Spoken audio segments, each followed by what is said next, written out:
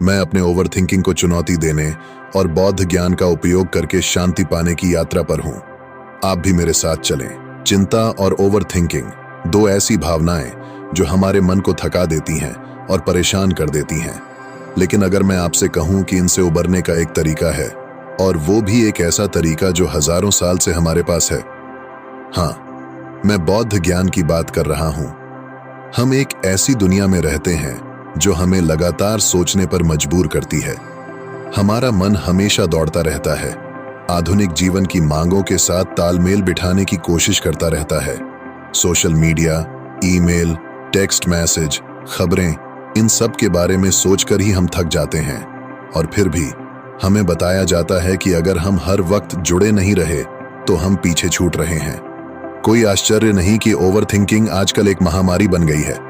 हम एक पहिए पर घूमते हुए हैमस्टर की तरह हैं, जो लगातार दौड़ता जा रहा है लेकिन कहीं नहीं पहुंच रहा।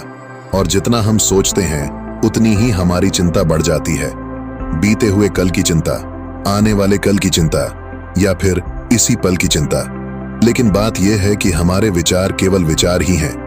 वे क्षणिक होते हैं, वे अस्थायी होते हैं और अक्सर हमारे नियंत्रण से बाहर होते हैं। फिर भी हम उन्हें बहुत ताकत दे देते हैं। हम उन्हें यह निर्धारित करने देते हैं कि हम कैसा महसूस करेंगे, कैसे प्रतिक्रिया देंगे और दुनिया के प्रति हमारा नजरिया कैसा होगा।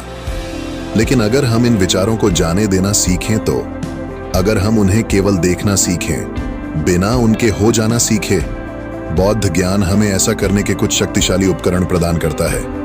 बौद्ध धर्म का एक प्रमुख सिद्धांत है माइंडफुलनेस का विचार। बिना निर्णय किए इस क्षण में उपस्थित रहना।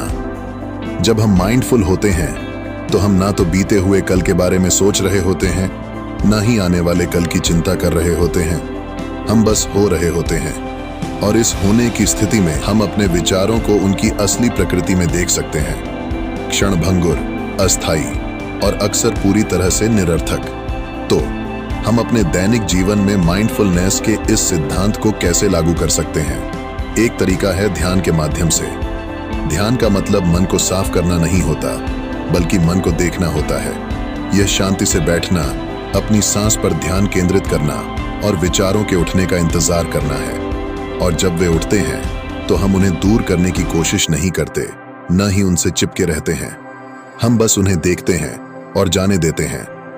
यह एक शक्तिशाली अभ्यास है जो हमें शांति का अनुभव करने और चिंता और तनाव को कम करने में मदद कर सकता है।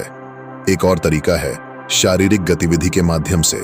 योग, ताई ची, चलना, ये सब गति में ध्यान के रूप होते हैं। ये हमें वर्तमान क्षण पर ध्यान केंद्रित करने में मदद करते हैं और तनाव को दूर करते हैं। और जब हम अपने शरीर को हिला रहे होते हैं तो हम अपने विचारों में उलझने की संभावना कम होती है। हम होने में व्यस्त रहते हैं। आज मैं जिस बौद्ध सिद्धांत पर जोर देना चाहता हूं वह है छोड़ना। अपने विचारों को छोड़ना, अपने डर को छोड़ना, अपनी चिंताओं को छोड़ना। यह हमेशा आसान नहीं होता, लेकिन यह एक शक्तिशाली अभ्यास है। जब हम छोड़ते हैं तो हम जगह बनाते हैं, सांस लेने की जगह, सोचने की जगह, होने की जगह, और इस जगह में हमें शांति मिलती है। तो चलिए संक्षेप में समझते हैं। ओवरथिंकिंग और चिंता हमारे आधुनिक जीवन में महामारी के रूप में उभर रहे हैं, लेकिन बौद्ध ज्ञान हमें इससे बाहर निकलने का एक रास्ता प्रदान करता है।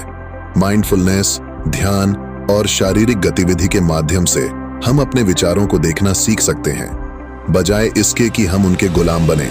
और छोड़ने के अभ्यास से हम उस शांति की जगह बना सकते हैं जिसकी हमें तलाश है। देखने के लिए धन्यवाद, और मुझे उम्मीद है कि आपको यह वीडियो मददगार लगा होगा। अगर आपके पास ओवरथिंकिंग या चिंता से जुड़ी कोई अनुभव हो तो कृपया उन्हें नीचे टिप्पणी में साझा करें। और अगर आप यहाँ नए हैं तो माइंडफुलनेस और मानसिक स्वास्थ्य पर और वीडियो के लिए सब्सक्राइब करने पर विचार करें। और मेरी अगली वीडियो को देखना न भूलें, जो दैनिक जीवन में माइंडफुलनेस की शक्ति पर होगी।